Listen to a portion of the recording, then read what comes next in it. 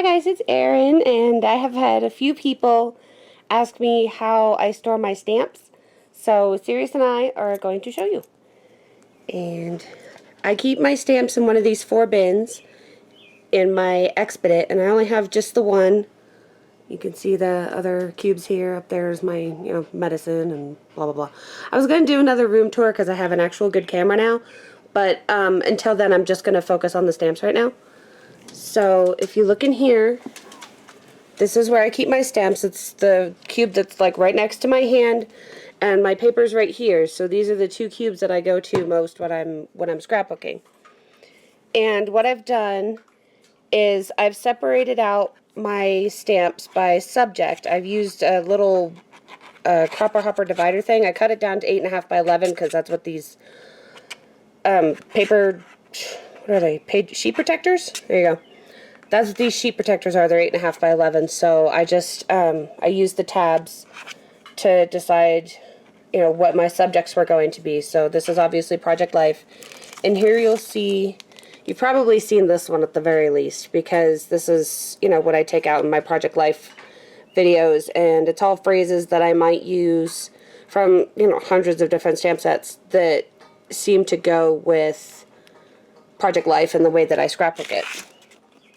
Should actually go in here. I'm only going to have one hand to do this, so I might end up making this, messy for no reason. But yeah, you'll see everything in that subject, and, this one has more phrases on the back. It just doesn't have a cover sheet yet. So I've got butterflies, stars, backgrounds, and stuff like that. You can see the little birds.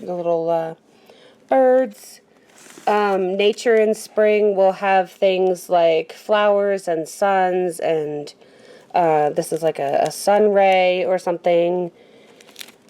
And, just nature and outdoorsy stuff. So I can look in there. And the thing that I like about this is if I go in looking for, say I need a tree, I may think of this tree, but then, these mushrooms might work better for me, depending on what project I'm doing. So I can get inspired by what else is in here instead of me just thinking specifically of something.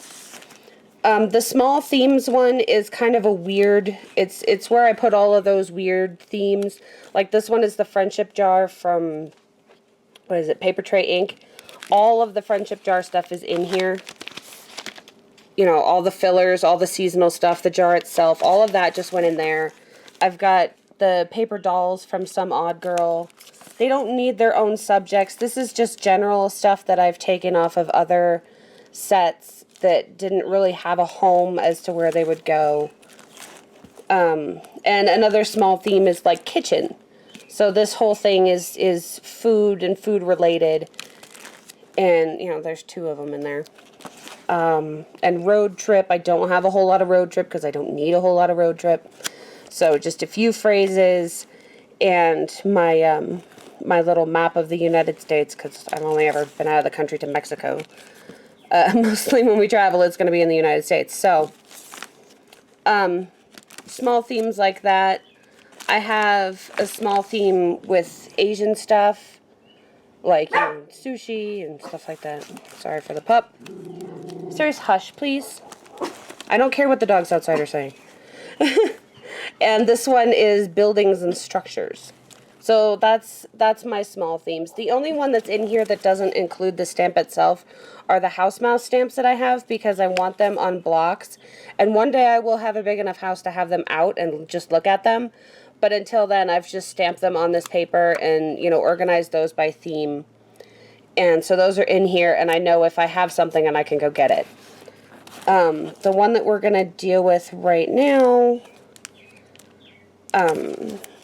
So this is animals exotic, and unlike animals, dog and cat. So those are dogs, obviously, and then those are the cats. And then I've got, what is this one? It's fairies, mermaids, and myths.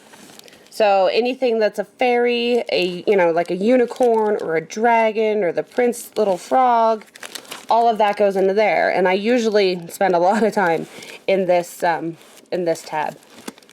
But basically the clear stamps go first, and then the rubber stamps go afterwards. And then we move on to boy. So there's male and female stamps, and the female are obviously bigger because they just get more attention in the industry. So I'm gonna go back to the animals. I don't have any space for the animals. I was gonna try and do this on camera for you, but if I don't have any space, it's not gonna work. And see, like, this here is like dinosaurs and really exotic animals. So, you know, you've got your koala, your dragon, or your, not dragon, lion. Okay, so this one will sort of work. So, when I get a new stamp set in, like this, so this new stamp set, it's by Avery L, I want to say. Yeah, Avery L, and it's called Storybook. So it's got animals, right? So what I would do is I would take the animals off and put them on here, and I'm realizing that I cannot do this with one hand, so you're not going to get to see it, sorry. I would take the animals off of this, and I would stick them here, and then if I was doing the whole sheet, like I'm going to finish the sheet if I put these animals there. Wow, I am really bad at this. I am so sorry. I would stick them onto here, and then I would take this whole sheet, ink it again, and then press that same piece of paper back onto it. That's really all that it is, because it's just a cover sheet like this. And then the stamps are on transparency, and I'm going to film the box for you so that you can see it, because I just got some in, so aren't you lucky? So these are, I found these on Amazon. This is what I use. You can see I'm reading an article on the internet. This is what I use. And I've had a few people ask, you know, do the transparencies hurt your stamps? Do the transparencies hurt your stamps? Not mine.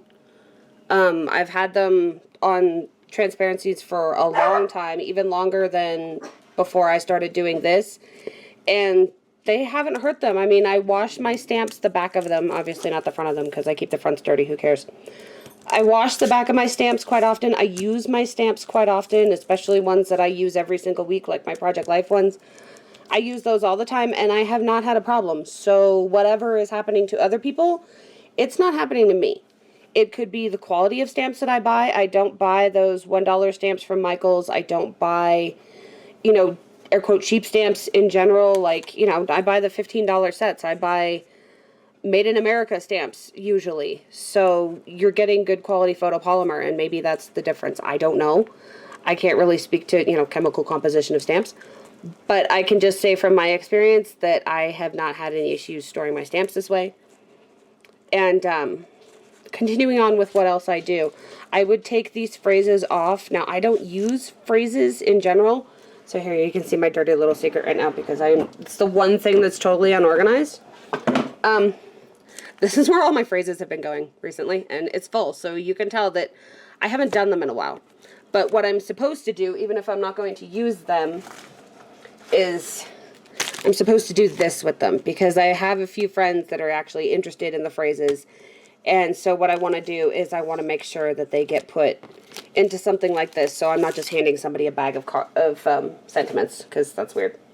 As for what do I do with rubber stamps, what happens is they get their own thing.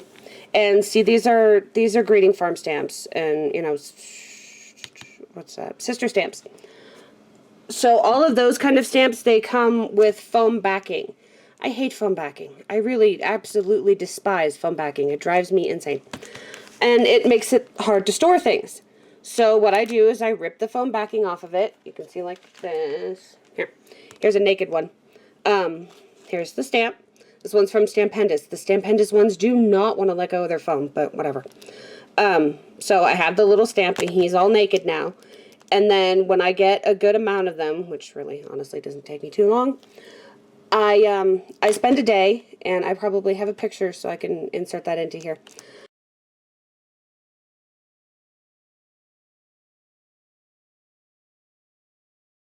I spend a day and I put glue all on the back of these things. So you'll see when I take this out, if I can manage to do it with one hand. Oh, here, we can do it this way.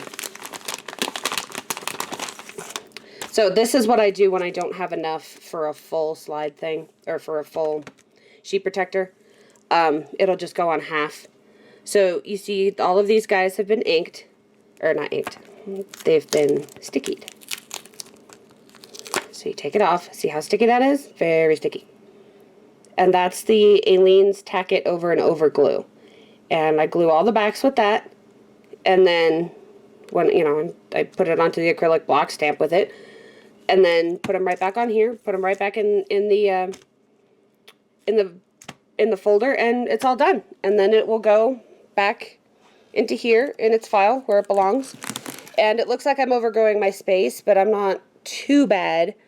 So I might have to cut down on the stamps a little. But, you know, these are pretty much the stamps that I love, that I use all the time. And it makes it super easy for me to see, for me to find what I need.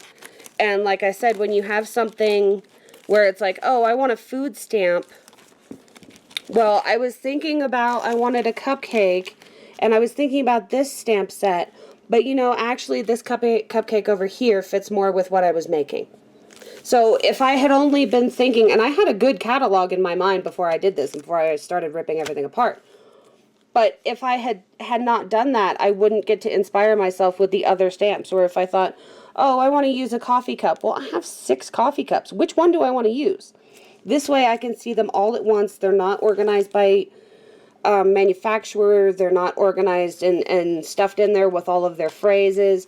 This is actually from a person stamp, so that would have been in with the people stamps, and I wouldn't have seen that little cup. You know, it just works better for me to have the themes like this, to get inspired by seeing all of everything else that goes with the theme.